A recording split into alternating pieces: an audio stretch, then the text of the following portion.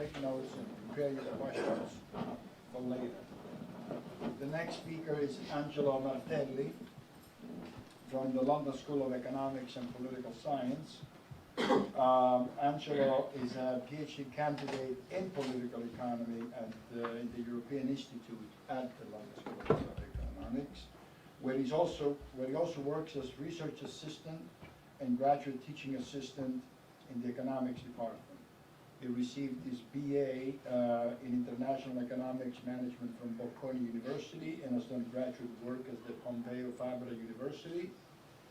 And he has a Master's of Advanced Studies in Economics.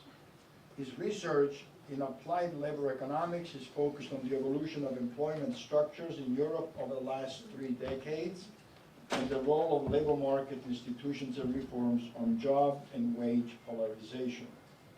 Martelli has published articles in major newspapers, including the Wall Street Journal, written influential blogs in his field, and has been interviewed and cited in media outlets such as The Guardian, Handelsblatt, Global Edition, The Times, Higher Education, La Repubblica, and RAI. So let us welcome Angelo Martelli.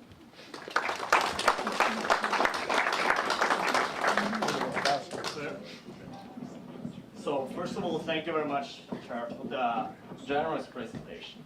And also I would like to thank the Center for Italian Studies, Professor Mignone, for inviting me, but also Dana and Josephine for the support over the past few weeks. So you will be asking yourself, why are we talking about employment polarization when actually the subject of this workshop is actually populism? Well, what I'll try to convince throughout this quick presentation is that actually a lot of the populist trends are actually backed by secular trends in the labor market. Now, I think, and this is a bit the roadmap that I try to follow. My doctoral research, which I recently submitted actually, it has to do a lot with labor market institutions, labor market reforms, income inequality. Some of these themes have been touched upon throughout this morning. And in particular, I focus on this phenomenon which is called job polarization, which I will explain with a very nice graph, which is very easy to understand. And it all came, why did I choose this topic? What is the motivation and broader relevance? There was this quote from Lawrence Summers at the Davos summit in March 2015, in which he said, robots are hurting middle-class workers, and education won't solve the problem. So actually, many of you this morning, including the provost, were looking at education as one of the possible answers. My idea is actually, and Lawrence Summers is actually also the former chief economist at the World Bank, which is an institution which promotes education a lot. Well, education is just part of the answer, cannot be the only answer. And I will try to actually explain how intermediate bodies, and we had the presentation this morning from Giorgio Benvenuto, could actually play a bigger role than they are currently playing, and also other types of institutions can play a larger role. So the big motivation, right now, every day you read in the news about the future of work, the future of jobs. Automation is displacing jobs everywhere. Well, actually, in the 1930s, John Maynard Keynes was already talking about this. He wrote in this a very short essay, which is called "Economic Possibilities for Our Grandchildren." He wrote, "We're being afflicted with a new disease of which some readers may not yet heard the name, but of which they will hear a great deal in the years to come, namely technological unemployment. This means unemployment due to our discovery of means of economizing the use of labor are running the pace at which we can find new uses for labor." So exactly what's happening also right now. So what I will try to show you is basically not the last 4 or 5 years of gig economy, Uber, Airbnb, everything you read in the news right now, but I will look at the last 3 decades and look at heavy automation, so robots on assembly lines, and try to show you how we have to trace back these trends a bit more in order to really understand how employment structures have changed and how these is actually affecting also political outcomes. So you read in, as I was saying, in the news with the economists having an issue cover every 5 months about this. And Jeremy Rifkin already in 1995 talking about the end of work. What is job polarization? So basically, if you just rank occupations according to income from the poorest to the richest, polarization is employment growth in the poorest occupations, employment growth in the most highly paid occupations, and this hollowing out of the middle in the labor market. Okay? So this is the disappearance of the middle class. This is the disappearance of middle-skilled, middle-income occupations, which is in contrast a bit to what you see in emerging economies, where you actually have middle class which is emerging. And there was some mention of this by Professor Troiano this morning. Now, in particular, in the middle, and this is on US data, what you see is routine occupations. Okay? What do we mean by routine occupations? These are occupations which have tasks which are extremely easy to automate.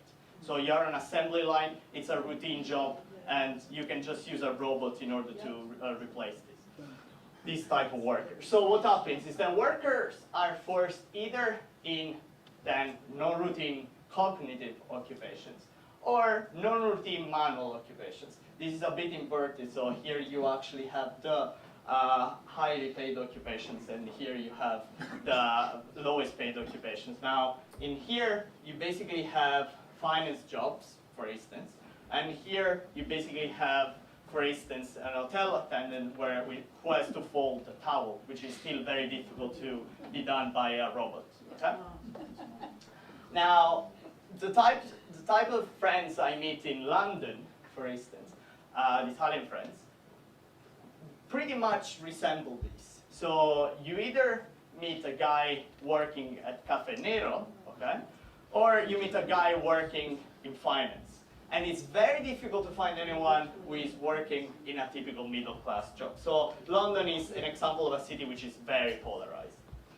Now, why is this important? And why is it different from, why I think it's slightly different from what Alessandro was saying, how the last 3 decades or more are a bit different. This is the last 3 recessions, so the last recession since the 1970s. In red, you've got all the recession periods. In blue, you have employment in routine occupations. What you can see is that after every recession, employment was going up, okay, in these routine occupations. Differently from the last 3. So what does this mean? Is that employers have actually used the opportunity of the crisis in order to replace jobs that are in routine occupations. Okay? They got rid of those jobs. With major implications, this is data for the US, you see death rates have been climbing for middle-aged white Americans, with experts attribute this to also drug abuse, alcoholism, and suicide. And this is pretty much, a trend for the US, okay, in contrast to other European countries. But I will stay out of any disputes regarding the US than on the political side, and because my research is mainly on Europe. So, but the puzzle is this type of polarization actually present in all European countries? So what I claim is that it is not, because of the different institutional framework that you see in each country. By institutions, here, the labor market institutions, I actually mean trade unions, I mean minimum wages, also unemployment benefits. Those are in employment protection legislation. Those are all institutions which contribute to shape the final patterns you see in the job polarization story. Now, I don't want to bore you to death with my conceptual framework for my papers, but just to understand why is it crucial, I think that labor market institutions, in a way, can play a huge role to mitigate the effects that you have from automation, from routinization, okay? Why is it so? Because institutions can actually, for instance, minimum wages, can create a minimum floor below which employers cannot actually create occupations. Therefore, this limits the creation of jobs, which can be also a negative thing, but it can also be a positive thing on the other. The same thing with employment protection legislation. Employment protection legislation really cares about, especially also, besides low-income workers, also about middle-income workers. And therefore, this limits the possibility of the hollowing out that we were looking at before. So what I try to understand in my research is then how does also polarization affect, for instance, the labor market reforms that we see, okay? And finally also, what are the effects for wage inequality? Now, this was my first paper, in which I basically tried to understand how does structural employment changes correlate to the disappearance of the middle class. And you got a lot of literature review there, which I will try to skip. But what are the effects on occupations, and how does this lead them to political polarization? Well, I mean, Krugman is always arguing for how the institutions actually lead among low-educated workers to this trade-off between wages and employment. So high wage floors and powerful trade unions lead to low growth in low-skilled services and high employment, low inequality, whereas deregulation leads to job creation in low-end services but higher inequality. On the other hand, what you see on the demand side is basically that employers always can adopt for two roads. Either the high road or the low road, which is basically depending on the institutional permissiveness, low wage, low skill, low training, low productivity jobs versus high skill, high productivity. So you got an upgrade. Now, I use a lot of fancy econometrics, and at the end, what I actually show is that the most effective one is employment protection legislation that can still play a huge role compared actually to trade unions in the current form and minimum wages also in the current form. Okay? Now, this is a nice representation of what's going on. So in the second paper instead, I try to see the basic model I try to look at is, okay, so I've been talking about a manufacturing share as part of total employment, which is declining, right? Now, how does this translate into political outcomes? Well, because if the manufacturing base is also the power base of trade unions, right? Then we got an erosion of power of trade unions, right? What does this mean is that then this is also reflected at the parliament level, in which you basically have less obstacles to flexibilization in labor market reforms, because trade unions are not as strong as before as intermediate bodies, right? And this obstacle that basically now is gone, what happens is that it translates into big changes into also the way social reforms are being created, okay?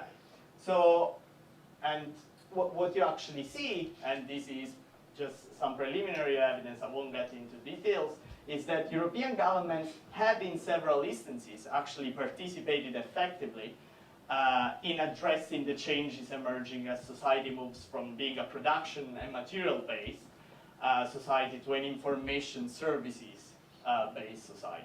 So you have countries, as I was saying before, like the UK, which are extremely polarized. The same thing for the Netherlands, in part also the Nordic countries. Whereas other countries, such as the Mediterranean countries, also some of the continental countries, which basically don't see this polarization because of the institutions, labor market institutions that are in those countries. Now, you're probably still asking yourselves, how does this then affect politics? Well, it affects politics because what you actually see is a politics of the extremes. Okay? Now, Nick Clegg was the head of the Liberal Democrats in the UK and deputy prime minister until he was defeated pretty badly in 2015. Just wrote this book, which has become a Sunday Times bestseller, which is called Politics Between the Extremes. And I think his main problem that he's trying to, for which he's trying to provide evidence for, is that we have actually come to a politics that is extremely polarized, right? Besides the identity politics part that we were talking about before, is that we are actually seeing parties, either you got the populists from the extreme right or you got the populists from the extreme left, okay? And both are, in a way, have been determined, according to my marginal contribution, also to labor market trends that you have seen in the past 3 decades. Now, I think I want to skip through these, but what this has also meant is basically an effect on income inequality. What does this mean? Is simply, if you have this U-shape that I was talking about before in occupations, this should reflect also in the wage patterns that you see, right? Because if there is demand for low-skilled jobs, then their wages should rise. And the same thing, of course, for high-income, high-paying occupations. Now, this is the US case, okay? And you actually see this wage polarization going hand in hand with a job polarization. So both income inequality and also technological change are affecting the way the population is evolving, in a way. This is not the case for Europe, where you actually see just a lot of wage inequality, but a bit more stability here. Okay? And this is still because of institutions. Now, I don't know how much time more I have. 5 minutes. Okay. And in the UK Department for Business actually published this report, which was saying if only demand-side factors such as task-based bias, technological change are behind changes in labor market, we would expect wages and employment to move together. This is still for the EU, in particular for the UK. So producing similar changes in the job distribution and wage distribution. The fact that we do not observe this with growth in jobs but not in wages at the lower end of the labor market suggests actually that supply side factors could also be important there, with increased supply potentially coming from displaced intermediate workers, former benefit recipients pushed into work by eligibility changes or immigration. Now, as you can see, labor market trends are really underlying all the trends that you have talked about until now. Immigration, also welfare recipients. These are all, in a way, they've all been determined by what's going on in the labor market in the past three decades. Now, I think, in a way, for the past 30 years, especially I'm talking about the EU, in the EU, you got center-right and center-left parties with a broadly shared vision of Europe, which has governed how most European countries have actually behaved. Despite their policy disagreement, in a way they jointly embodied the ideological consensus that there was underlying European integration. And in a way formed a political coalition that built the single market, the euro, and also enlarged the EU. However, many voters in the past years have actually felt that these mainstream policies have failed, and governments have proved unable to protect unskilled and semi-skilled employees from the consequences of globalization and technological change. Now, and this is despite we actually have had mass education, progressive taxation, and social welfare benefits. This has not prevented the increasing inequality. That's why I'm saying education can be one of the answers, but it cannot be the only answers. At the government level, there needs to be also another type of action. Now, also there was one question this morning for one of the students, like how can we actually provide an answer to populism? How can we tackle populism? And I like this quote from Nick Clegg, because it brings us back to, Trump voters are irrational, Nigel Farage voters are irrational, and there is one thing he says, this is why I call the rise of this kind of politics, populist politics, from both left and right, an age of unreason. Not because the individuals who support these parties are necessarily irrational, but because reason is underpinned by doubt and open inquiry, both of which are shunned by populist politics. The politics of reason rests on a belief in the value of scrutiny and debate. It therefore requires an open state of mind, not a closed mantra of certainties. More than this, it requires a continuous acceptance of the possibility that one's opinion could be wrong. It is the means by which an imperfect world is navigated, even improved, but never made perfect. It is restless because it knows that the search for progress never really ends. It leaves the dreams of perfection to the religion. None of these things are acceptable to the politics of unreason.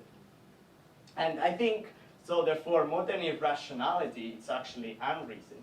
And we should actually, therefore, workshops like these, I think, are a great example of why, we should be debating about these things, and tensions are normal in a way to rise, because if we put some doubts into and we try to question, what is populism? In a way, we are really trying to find answers to this phenomenon. So with this, I would like to thank, again, the Center for Italian Studies and everyone. Thank you.